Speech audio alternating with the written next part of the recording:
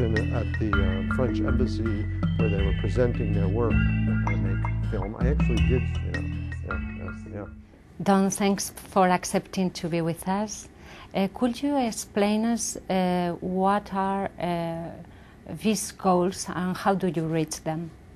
So the WYSS really, the vision behind it is that we've uncovered a huge amount about how nature builds, controls, and manufactures all the way from the nanoscale up over the past 50 years. And so what we're trying to do is to harness biological principles that we've uncovered to develop new engineering innovations with the goal to basically have breakthroughs both in medicine and in sustainability and the environment. One of the most important parts of your work here is the way you work. Can you tell us more about these collaboratories? Yeah, so we are an academic institution, and usually in academia, individual scientists get their own lab space and they make their own little communities. Here, we let the faculty keep their own lab spaces in their home institutions, but we bring them together in what we call collaboratories, where they collaborate collectively on new inventions, discoveries, and technologies by bringing together people from different academic labs, different faculty labs, together with people we've hired from industry who have experience in product development and reducing ideas to practice, thinking about manufacturing costs, regulatory issues. And so we've created a culture that by definition is not defined by any one individual, but by collaboration, and that collaboration almost always spans entirely different disciplines. It goes from medical to non-medical. It goes from undergraduate student to senior faculty member. So would you say that this collaborative part it's more important than the money you put for innovation or not? It's interesting. I think people think we put huge investments of dollars towards we don't at all. We hire the staff based on need who come from industry or technical expertise. We have students and fellows that are paid by grants, or we have a small amount of money that each faculty member could have 2 students or fellows work on anything they want, complete creative freedom. But we have large numbers of students and fellows and technicians and staff working, and for the most part they're paid, they're already here, so if someone has a new idea and he gets a few other people excited, they can just work on it. And there's some money for supplies that they can access. We have incredible equipment and capabilities, and if someone needs some major new piece of equipment, if we have a bunch of groups aligned on that, we have funds to buy that. But it's really the creative environment that's empowering for people to take chances, because they have all the tools, meaning people and equipment and supplies, that they could just play.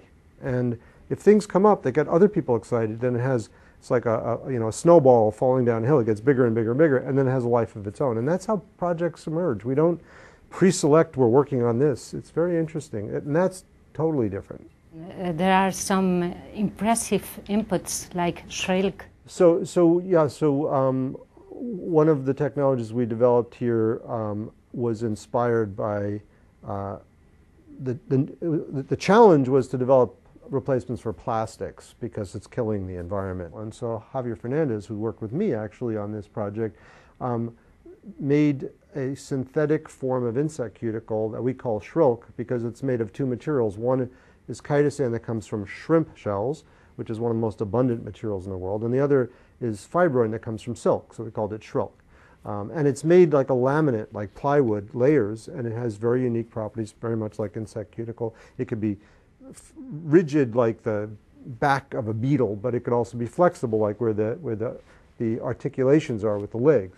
Another example is the Organ on Chips program that we have, where we're using microchip manufacturing to make very small devices that have hollow channels that are lined by living human cells. For example, we mimic the air sac of the lung. The lung actually breathes. It's flexible, so we stretch and relax it, and the gut stretches and relaxes like peristalsis. And it turns out that movement's critical for function. And with that, we've shown we could demonstrate drug effects, we could look at toxicities of drugs, we could even model human disease processes on chip. And that's gained interest from pharmaceutical companies, biotech, cosmetics, and even chemical companies, because animal testing is a major hurdle, and there are ethical issues, but also it doesn't work very well, especially in the pharmaceutical industry. Do you think we can teach innovation, or innovation is something that is inside some people?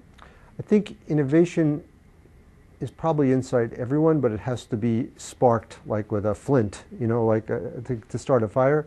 And I think you do that by apprenticing and getting involved, and in the process you kind of do it without realizing it. It's very hard to tell someone how to do it. It's like telling someone how to ride a bicycle. You know, it's just you have to get in there and play. Well, in any case, you share your knowledge with everybody. I mean, there was a French group here today, so.